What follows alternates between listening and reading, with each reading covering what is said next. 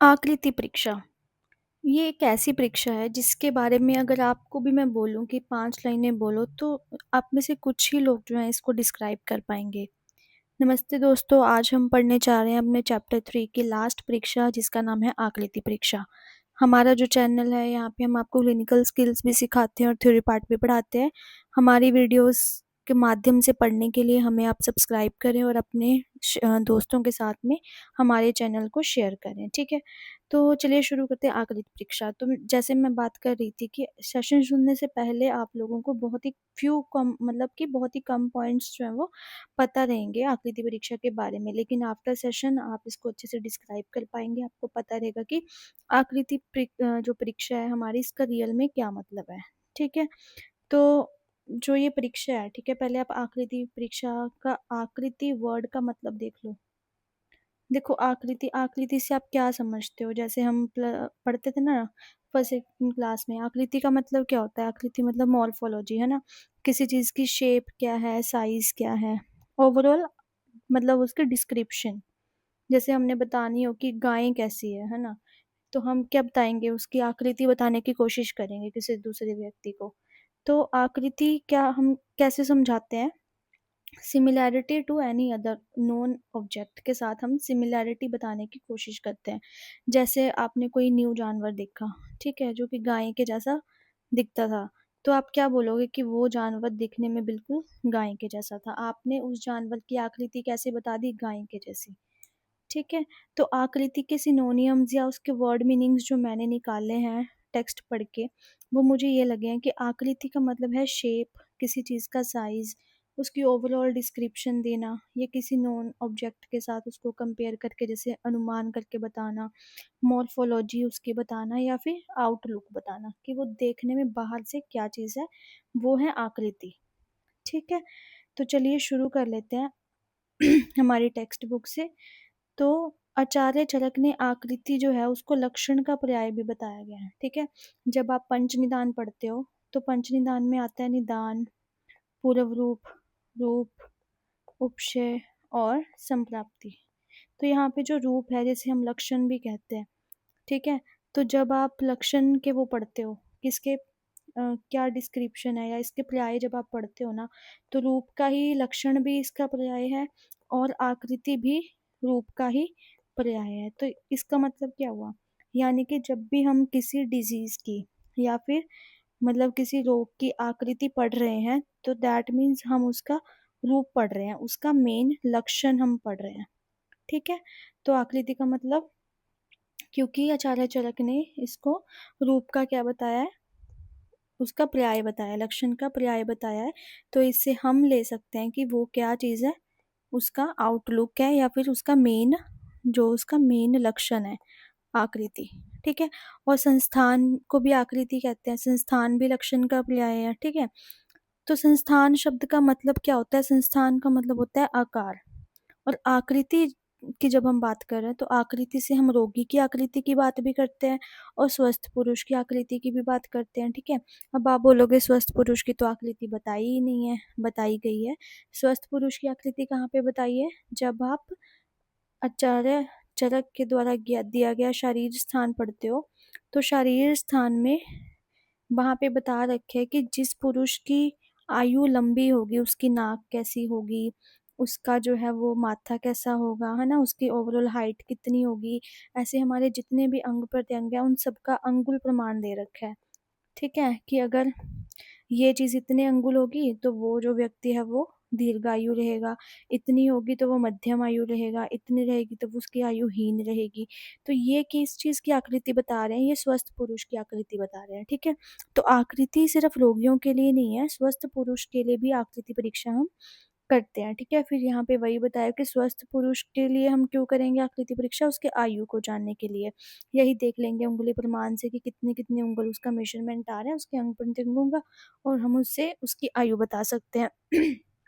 और रोगी की आकृति परीक्षा हम क्यों करेंगे? रोगियों को लक्षणों को देख के डायग्नोसिस करने के लिए, ठीक है?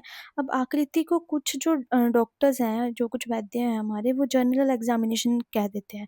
जनरल एग्ज़ामिनेशन मतलब वो क्या कहते हैं? शरीर का आउटलुक, मतलब पेशेंट जो है वो देखने में बाहर से कैसा लग रहा है, ठीक है? जनरल आउटलुक को आकृति से कंपेयर करते हैं सिर्फ, ठीक है? ये भी ठीक है इसको कंपेयर करना, लेकिन सोलली आप इसको सिर्फ जर्नल आउटलुक नहीं, और भी बहुत सारी चीज़ें हैं जिससे आप आकृति परीक्षा जो है वो कर सकते हो। अब जर्नल आउटलुक में हम देखते हैं कि जो वो पेशेंट है वो कैसा है, वो वीक है देखने में, ठीक है? वो स्ट्रॉन्ग है देखने में, मतलब कैसे है पेशेंट, वो होती है उसकी जर्नल आउटलुक, ठीक है? तो आकृति परीक्षा से रोगी की शरीर की आकृति का अवलोकन करके रोग का निर्धारण कर लेते हैं। अब जैसे मान लो आपके पास कोई पेशेंट आया, आप जर्नल आउटलुक देख के वो आपको बहुत ही वीक लग रहा है उसको फीवर है, ठीक है? तो आपको लगेगा कि हाँ, इस पेशेंट को फीवर ने जो है वो बहुत ही ज़्यादा वीक कर दिया है, ठीक है? तो दूसरा क्या है, हमें रोग की आकृति भी देखनी है, ठीक है? जैसे कि गृध्रसी रोग है। अब गृध्रसी रोग में रोगी की जो चाल है, जो उसके चलने का तरीका है, वो गिद्ध की तरह हो जाता है, ठीक है? तो ये क्या है, जो गिद्ध की तरह पेशेंट चल के आ रहा है, वो क्या है, उसकी आकृति तो है, वो उसकी शेप और आउटलुक ही तो है जिस तरह से वो चल रहा है। जैसे हमें पता नहीं था कि हमने कौन-सा जानवर देखा, तो हमने क्या कर दिया, उसको गाय से कंपेयर कर दिया। अब पिछले ज़माने में जो हमारे आचार्य आचार्य होते थे, वो क्या करते थे, अब पता नहीं लग रहा कि नया-सा एक रोग आ रहा है, जिसमें जो रोगी है वो गिद्ध की तरह चल रहा है। तो उन्होंने उस रोग को क्या बोल दिया, गृध्रसी बोल दिया, ठीक है? तो इसमें क्या हो रहा है, गृध्रसी रोग का भास हो रहा है उसके चलने के तरीके से। ऐसे ही जो धनुर्वात रोग है, धनुर्वात में पेशेंट की जो बॉडी है वो धनुष के जैसे क्या हो जाती है, मुड़ जाती है, इधर उसके जैसे सीना है, इधर अगर टाँगे तो धनुष के जैसे क्या हो जाएगी, अगर पेशेंट की बॉडी मुड़ गई, तो आपको क्या बोलोगे, उसको धनुर्वात हो गया, ठीक है? ऐसे ही जो क्रोष्टुक शीर्ष है, क्रोष्टुक शीर्ष में क्या होता है, पेशेंट का जो जानु होता है, मतलब जो उसका नी रीजन होता है वो स्वेल हो जाता है। स्वेल होके, अगर किसी ने क्रोष्टुक अगर देखा है, क्रोष्टुक जो है वो एक तरह का जानवर है, उस वो देखा है तो उसका जैसे बड़ा-सा मुँह होता है ना, इस तरह से स्वेल हो जाता है घुटना, तो इसीलिए उसे क्रोष्टुक शीर्ष शीर्ष कहते हैं, मतलब क्रोष्टुक हम सियार को कहते हैं। ठीक है? तो आकृति के द्वारा हम रोगी की परीक्षा भी करते हैं, मतलब उसके शरीर की भी और रोग की भी, दोनों की। अब जैसे उन्माद के पूर्व रूप में लिखा जाता है कि अद्यत आकृति कर्णम च व्याधि, मतलब इस व्याधि में रोगी जो है वो अद्यत की आकृतियाँ बनाता है। जैसे ये देखो, अब ये पेशेंट आपको क्या लग रहा है? ये पेशेंट आपको लग रहा है कि ये मुँह टेढ़े-मेढ़े बना रहा है, ठीक है? अब इस तरह का मुँह आपको वर्दित में भी मिलेगा, और अगर कोई किसी पेशेंट को उन्माद है, तो वो भी ऐसे फेस बना सकता है, ठीक है?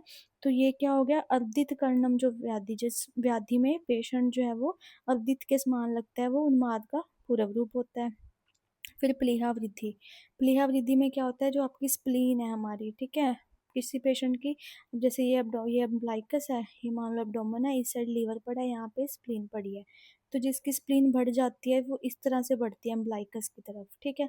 अब ये बहुत ही हार्ड होती है। जब आप एक इस पेशेंट को अगर स्प्लीन की वजह से पेन हो रही है, अगर आप उसके एब्डोमेन पे टच करोगे तो आपको कैसे लगेगा वो, कच्छप संस्थानम। कच्छप किसको कहते हैं हम, कछुए को, जैसे कछुआ नहीं उठा हुआ होता, इस तरह से आपको फ़ील होएगा वो, ठीक है?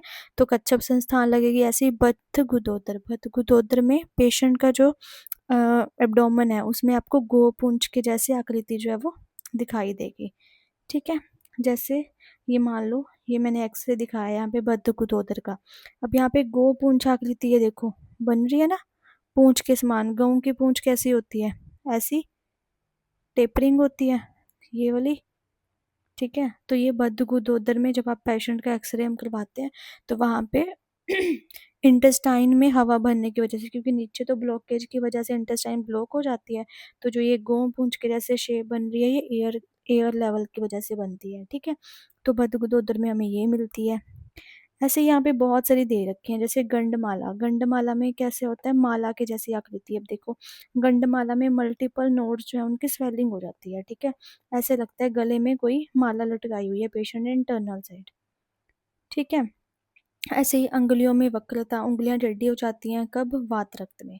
और इसी को हम आकृति परीक्षा को मॉडर्न में हम गेट से जो है वो कंपेयर करते हैं, ठीक है? Gait and posture examination. Gait क्या होता है? अच्छा, मैं आपको एक लास्ट एग्जांपल देना चाहूँगी। जो ये आकृति परीक्षा है ना, इसका जब हम स्किन डिजीज़ेज़ पढ़ते हैं ना, स्किन डिजीज़ में बहुत यूज़ है आकृति का। जैसे कि आप अभी जब पढ़ोगे एक कुष्ठ में बताया गया है मत्स्य शकल उपमम, ठीक है? मत्स्य शकल उपमम, तो उसमें जो पेशेंट है ना, उसकी जो स्किन है वो मछली के आकार की रहती है। अब मछली आप लोगों ने देखी है, उसमें कैसे होता है, ऐसे स्केल्स बन जाते हैं, रफ एंड ड्राई स्केल्स, ठीक है। अभी ये देखो यहाँ पे भी स्केल्स बने हुए हैं ना ड्राई, तो ये कैसे लग रहा है आपको? मत्स्य शक्लोपमी तो लग रहा है, ठीक है। तो ये हमें पता लग जाएगा कि ये किस चीज़ का पेशेंट है, ये एक कुष्ठ का पेशेंट है, ठीक है। तो जब हम आकृति परीक्षा की बात करें तो स्किन की ओपीडी जितने भी डॉक्टर्स करना चाहते हैं उनके लिए आकृति जो है वो बहुत ही इंपॉर्टेंट हो जाती है, क्योंकि जितनी भी स्किन डिजीजेस दी हुई हैं उनको आप आकृति से ही डायग्नोज करते हो, ठीक है। तो चलिए हम अपने गेट पे वापस आ जाते हैं, गेट एंड पोस्चर एग्जामिनेशन पे। तो गेट क्या होता है?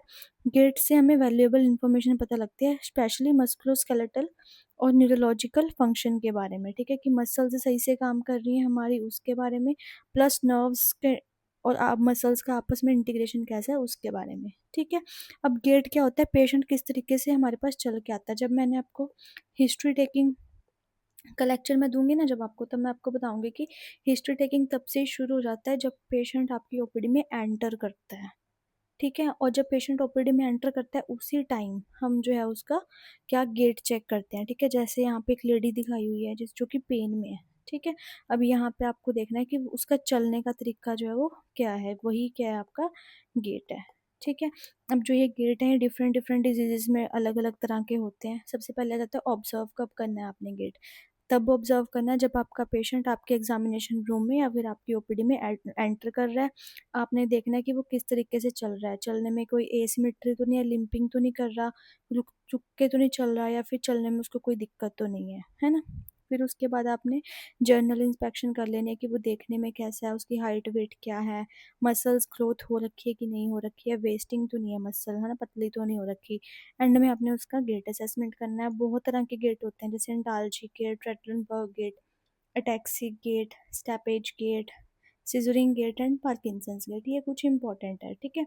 जैसे अंटाल्जिक गेट, जिस पेशेंट्स की पेन होती है वो क्या करते हैं, जिस साइड पे पेन है उस साइड पे कम देते हैं वो वजन, है ना, और दूसरी साइड वजन देते हुए चलते हैं वो, उसे बोलते हैं अंटाल्जिक गेट। तो ये गेट ज़्यादातर पेन वाले पेशेंट्स में मिलता है, ठीक है।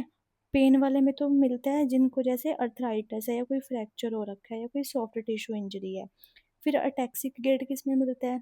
आपने कभी शराबियों को चलते हुए देखा है, वो कैसे लड़खड़ा के चलते हैं, है ना, तो वही होता है अटैक्सिक गेट, है ना, जिसमें जो पेशेंट है वो अनस्टेडी, मतलब उसका बैलेंस नहीं हो पाता, इस तरीके से वो चलता है। ये मेनली जब हमारे सेरिबेलम में सेरिबेलम मतलब जो हमारे बैलेंसिंग का काम करता है ब्रेन में, उसमें कुछ प्रॉब्लम हो तब ये गेट जो है वो पेशेंट में देखने को मिलता है। या फिर मल्टीपल स्क्लेरोसिस, मतलब पूरे मसल्स में कोई प्रॉब्लम हो बॉडी के, या फिर सेंसरी अटैक्सिया। ऐसे ही पार्किंसोनियन गेट पार्किंसन डिजीज में मिलेगा, है ना। स्पास्टिक गेट आपको सेरिब्रल पाल्सी में, स्ट्रोक में या मल्टीपल स्क्लेरोसिस में। वेडलिंग गेट मस्कुलर डिस्ट्रॉफिस में, मायोपैथी में, हिप डिस्प्लेजिया में। तो यहाँ से आप 4-5 गेट जो है वो देख लेना, है ना, जो भी आपको इजी लगे, और इनका डेमोन्स्ट्रेशन जो है यूट्यूब पे जाके आप लोगों को देखना चाहिए। एक मैं आपको दिखाती हूँ गेट। अच्छा, आप मेरी यूट्यूब वीडियो पे जाके देख सकते हो, वहाँ पे मैंने टैक्सी गेट जो है वो उसकी वीडियो डाल रखी है, ठीक है। अब देखो ये पेशेंट है ना, किस तरह से चल रहा है ये पेशेंट, देखो ध्यान से ऑब्जर्व करो। जिस लात पे इसकी दर्द है उस पे ज़्यादा प्रेशर नहीं देते हुए ना दूसरे से ही ज़्यादा स्टेप्स ले रहा है वो। तो ये कौन सा गेट है? दिस इज अटैक्सिक गेट, ठीक है। तो इतना ही था हमारी आकृति परीक्षा के बारे में। और इसके बारे में अगर आपको और भी ज़्यादा इन्फॉर्मेशन चाहिए तो मुझे कमेंट सेक्शन में बताइए। तब तक के लिए थैंक यू।